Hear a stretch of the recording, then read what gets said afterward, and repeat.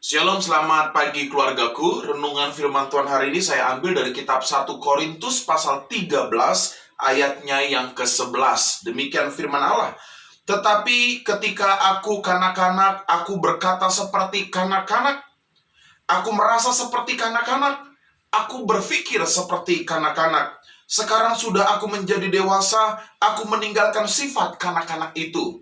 Keluargaku yang dikasih Tuhan Yesus, hari ini kita akan belajar tentang gereja yang berdampak.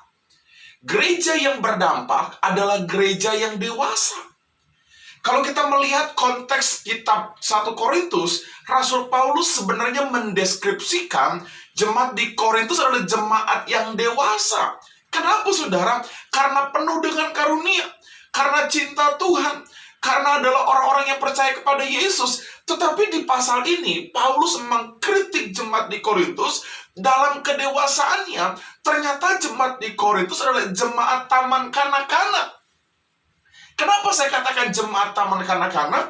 Karena ada hal-hal yang belum dikerjakan oleh jemaat di Korintus. Dan Paulus katakan bahwa mereka seperti sekolah taman kanak-kanak. Keluargaku, gereja adalah kita.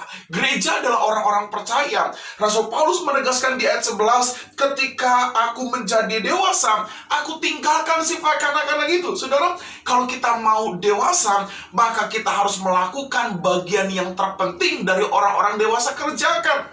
Yang pertama saudara, 1 Korintus 13, gereja yang dewasa, gereja yang berdampak adalah gereja yang penuh dengan kasih. Saudara, kita jago pelayanan, kita kaya, kita melimpah dengan berkat, tapi kita tidak punya kasih, maka itu seperti gereja taman kanak-kanak. Bapak Ibu, pagi ini mari kita menabur kasih satu dengan yang lain.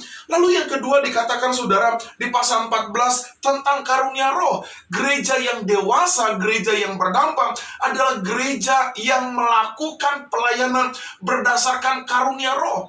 Allah memberikan kita karunia-karunia untuk melayani Tuhan. Apapun karuniamu saudara, mari kembalikan untuk hormat dan kemuliaan nama Tuhan. Selamat pagi keluargaku, jadilah jemaat Tuhan yang berdampak dengan pola hidup yang dewasa, bukan pola hidup taman kanak-kanak.